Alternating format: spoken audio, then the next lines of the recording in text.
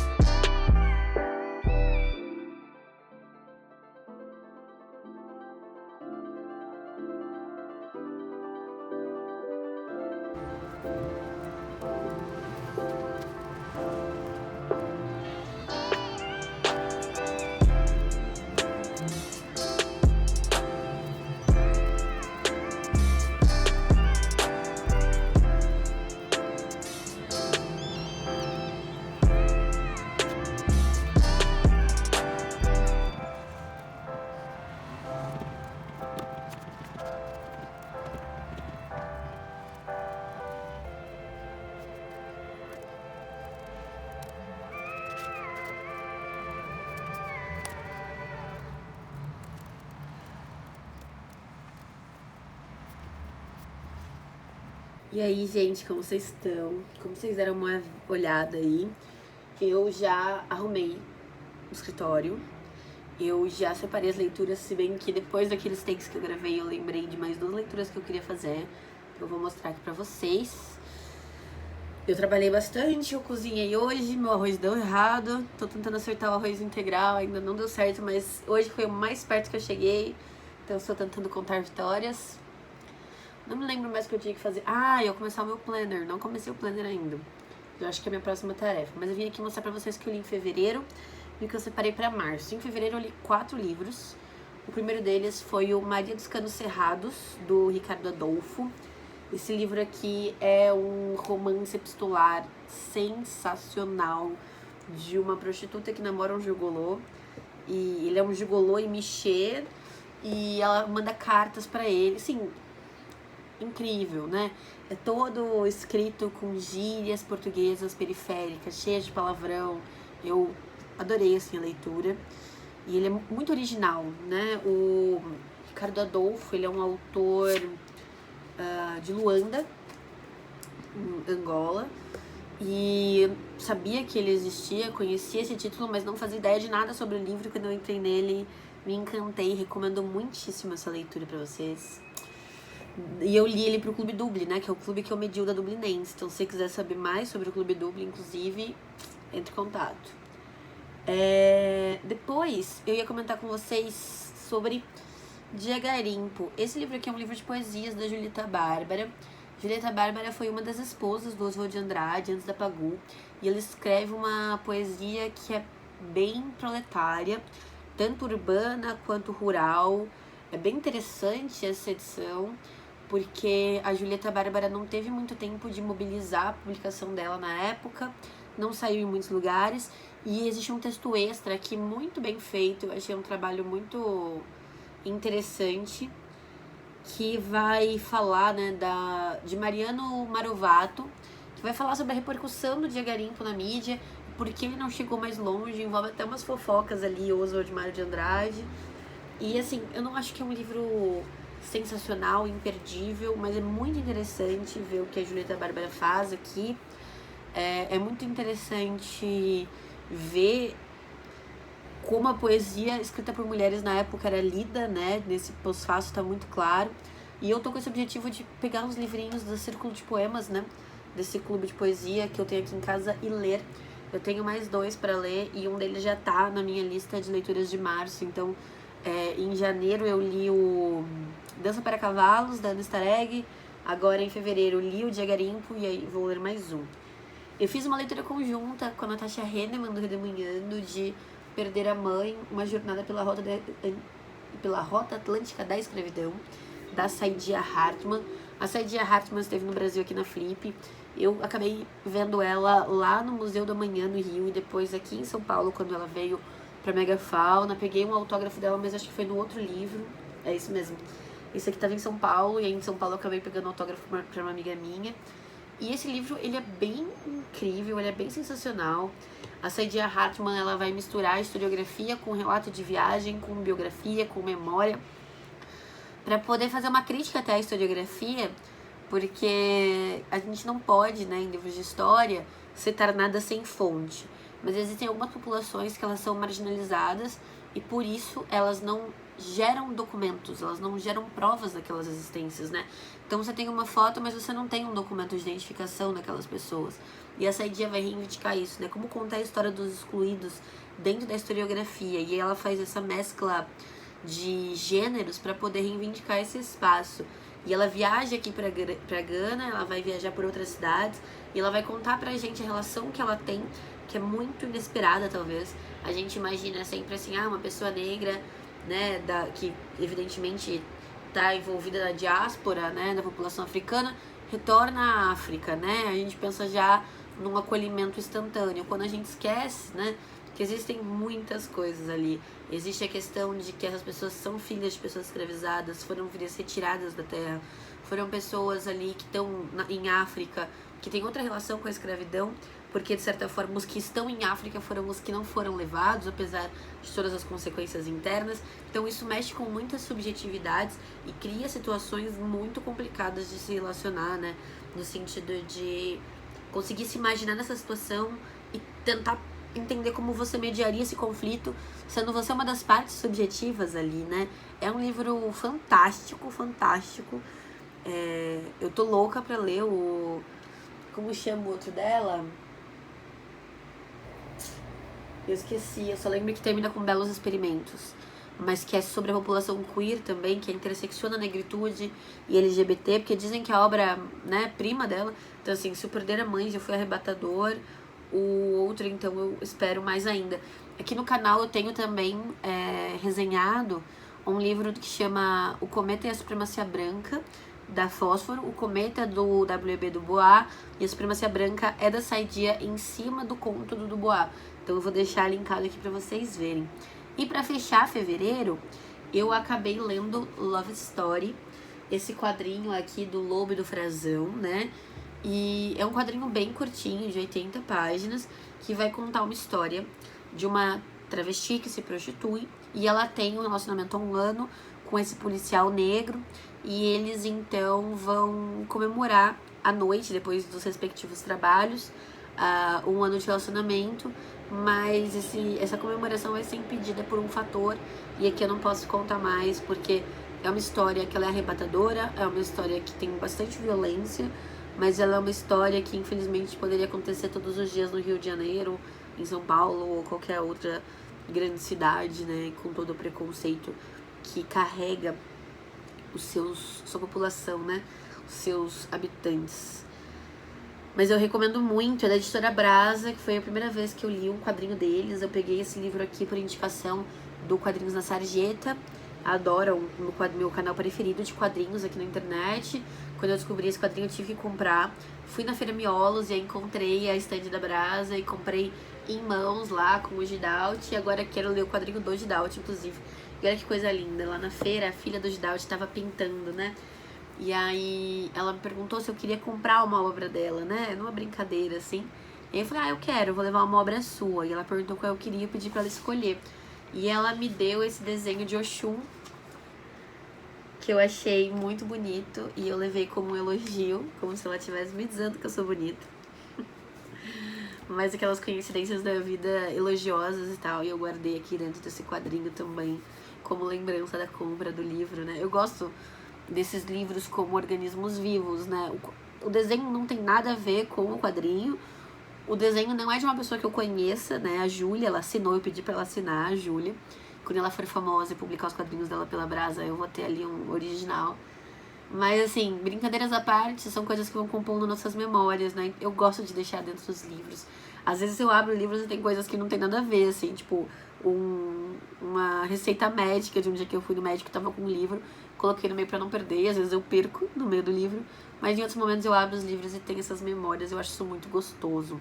Vou continuar falando com vocês e minha bateria acabou. Tô gravando no celular porque eu perdi o cartão de memória da câmera em casa. Eu lembro a última vez que eu tirei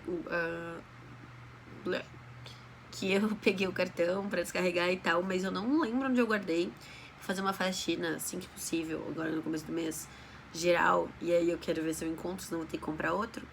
Mas eu peguei aqui na mão rapidinho pra mostrar pra vocês. Olha que coisinha fofa. O Chico fica aqui do lado enquanto eu trabalho. É muito fofo, olha. Fofinho demais. E aí eu queria mostrar pra vocês também uma outra coisa aqui, ó. Aqui tem um negocinho de porta-livros. Aqui ficam os livros que eu tô lendo e o caderno que eu tô usando pra fazer, né, coisas.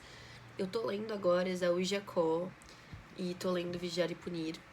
O Esaú e Jacó, que é do Machado de Assis. Deixa eu ver se eu consigo colocar aqui. E não. E aqui, bom. Tá. Não ficou tão bom, mas é isso. O Esaú e Jacó do Machado de Assis. Eu tô em 51%. É bem bom esse livro. É o penúltimo livro do Machado, que foi publicado antes dele falecer. E conta a história de dois irmãos gêmeos, que você pensa, Esaú e Jacó. Não, Pedro e Paulo. Eu adoro essa não obviedade do livro, enfim, é muito machadiana. E eu tô lendo Vigiar e Punir pro clube do Catarse, né? Então, pra quem não sabe, eu tenho um clube de estudos no Catarse, em que a gente lê livros de não ficção. Você pode participar entrando em catarse.me/bdbarbari e apoiando lá. Você tem direito a participar dos sorteios de livro, participar das escolhas de livro, ter direito à gravação do clube e gratuitamente você pode participar do clube, tá? Só você entrar em contato comigo no Instagram, que é @bdbarbari também, e eu explico direitinho pra vocês como fazerem isso. Agora em março a gente vai estar lendo Vigiar e Punir. Eu ainda vou anunciar os próximos livros. E aí, como que eu começo a fazer essa separação de livros que eu quero ler, né? Então eu vou dar 2 passos atrás do que eu tava falando antes. Eu tava falando da peça do Jefferson Tenório, né? Mas primeiro eu pego os livros obrigatórios. Então, do Catarse é o Vigiar e Punir. Já tô lendo, não precisava separar. Preciso ler também um livro do Clube Duble, que eu medio. Então, que livro que é esse? A gente vai ler agora em março o Amora, Natália Borges Polesso. Essa nova edição aqui do Dublinense, além de textos extras, né, de pós-fácios e textos de críticos, Conceição Evaristo, Nani Rios, etc., tem contos novos, tá, galera? Então não é só material extra, tem contos novos aqui. Então eu vou fazer essa releitura esse mês, vou terminar Vigiar e Punir. E aí eu tinha feito com vocês, não sei se vocês lembram, um vídeo de 30 livros para ler antes dos 30, em que eu escolhi 10 para ler até setembro desse ano. Eu já li 2, que é o Hiroshima Meu Amor e o Carteiro e o Poeta, e eu estou lendo Esaú Jacó, que é o 4º. E aí eu separei... Estou lendo Esaú Jacó, que é o 3º. E aí eu separei o 4º, que é Macunaíma, do Mário de Andrade, dessa edição linda da Antofágica. Vai ser a minha primeira leitura da Antofágica. E esses são os meus livros obrigatórios. O que eu estou tentando fazer todos os meses? Escolher um quadrinho e um livro de poesia, né? E aí, dependendo do mês, eu escolho de acordo com a minha vontade. O quadrinho, dessa vez, eu escolhi esse aqui, da Conrad. Vai ser meu primeiro quadrinho da Conrad também. Chama O Partido dos Panteras Negras, do David F. Walker e do Marcus Quan Anderson. Eu comprei ele na feira da USP, fiquei bastante interessada. Ele é escrito por 2 autores negros. Eu tô buscando mais quadrinistas negros, eu percebi que é um pouco mais difícil da gente perceber a questão étnico-racial em quadrinistas, porque muitas vezes não tem foto deles, muitas vezes tem só ilustrações, assim, e isso acaba passando um pouco mais despercebido. Então, se você tiver aí quadrinistas negros pra me indicar, inclusive o Alcimar Frazão de Love Story é um quadrinista negro, deixem aí nos comentários pra mim. Não tem muita surpresa, né? Vai falar dos Panteras Negras. Macunaíma, não falei, mas só o que eu sei é que Macunaíma é essa pessoa indígena que vai contar a história, né? O subtítulo é O Herói Sem Nenhum Caráter. Então a gente vai ter a história meio que da formação da população brasileira e das tradições regionais, né? Locais, ancestrais, indígenas, por meio dessa figura meio polêmica do Macunaíma. Amora são muitos contos em diversos pontos de vista, atravessados pelos fatos de que todas as protagonistas são mulheres LGBT. Isso não significa que os contos sejam sobre suas sexualidades, né? Eles variam sobre várias outras coisas. E aí uma outra coisa que eu tenho colocado é um livro de poesia. E dessa vez, eu escolhi o Ondula Savana Branca, do Rui Duarte de Carvalho. Esse aqui é um autor português que eu pedi, né, na parceria da Fósforo ano passado, que inclui os livros, né, da Círculo de Poemas, que é a publicação da Fósforo com a Luna Par, que eu fiquei bastante interessada na poesia desse homem aqui. E tô tentando ler esse ano, começar o ano lendo esses livros do ano passado. Lendo esse aqui, só fica faltando um pra mim, que é o da Miriam Alves, a obra completa.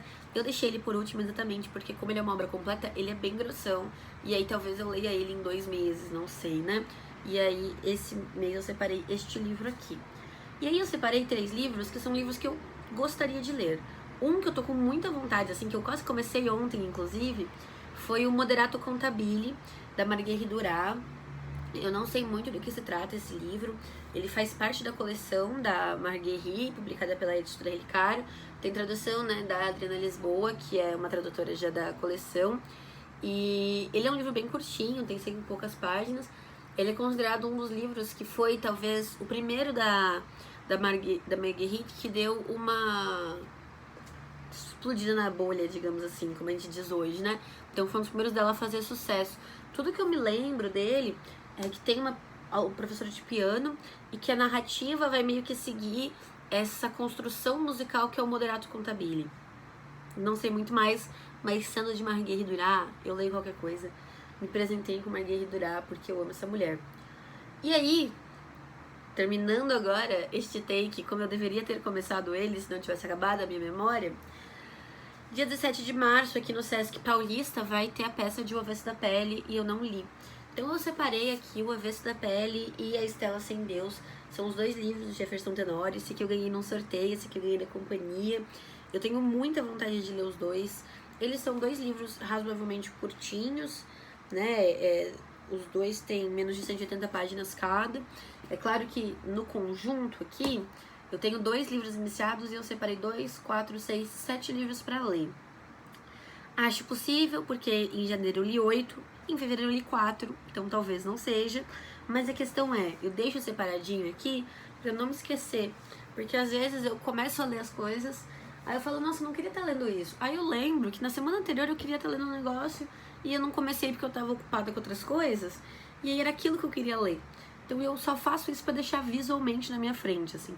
O que acontece? Acabou o mês, eu não li, eu olho, eu penso assim, por exemplo, o que é obrigatório é o Amora e o Vigiar e Punir, que são obrigatórios. Esses eu vou ler, isso é um ponto. Aí os que eu gostaria de ler mais fortemente, tipo Macunaíma, que tá num projeto, eu vou dar preferência pra ele. Mas pode ser que no meio do mês eu lembre que eu quero ler algum outro livro desse projeto e eu troco, não tem problema, sabe? E aí os outros eu vou encaixando de acordo com as minhas vontades e desejos, vou incluindo, vou tirando. Se chegar no final do mês eu olhar e falar assim, tá, não li o Estela Sem Deus do Jefferson Tenório, pô, mas eu tô com vontade de ler, então eu deixo pra março. Ah não, pensei bem, não quero ler não, já tive bastante de Jefferson Tenório por hoje. Aí eu guardo, então não tem muito drama, não tem muita organização. Eu inclusive tô adorando participar daquele desafio do Scooby de ler todo dia, porque eu não leio, nem dia sim, dia não, eu leio menos do que isso. É que quando eu sento pra ler, eu leio bastante. Mas eu não leio todo dia e eu acho isso revigorante. Sabe? Saber que a leitura, apesar de ser trabalho pra mim muitas vezes, ainda é uma opção. Não existe nada que eu goste tanto que eu faria todos os dias. Comer, eu adoro comer. Se falassem pra mim, você pode comer, você tem um vale-refeição, você pode comer nos melhores restaurantes todos os dias, em todas as refeições. Tem uma hora que cansa. Eu só vou querer o arroz e feijão com um falafelzinho gostoso, sabe? Feito de boinha. Não quero comer no melhor lugar, não quero... Enfim, nada é tão bom que você queira fazer todo dia. Bárbara, mas eu leio todo dia. Sim, tem gente que lê todo dia, porque tem gente que não tem problema de ter a leitura como hábito. Não critico, não estou julgando. Estou dizendo que eu gosto de não ser o meu caso, tá? E eu acho que num momento, né, geracional, em que a gente tá dando utilidade pra tudo o tempo todo, de produtividade, de vai lá e ler não sei quantos livros, e é um respiro pra mim, tá? Vou falar pra vocês. Então é isso. Volto... Acho que venho falar mais alguma coisinha só pra vocês, tá? Esse vlog não é pra ser um vlog muito longo, não.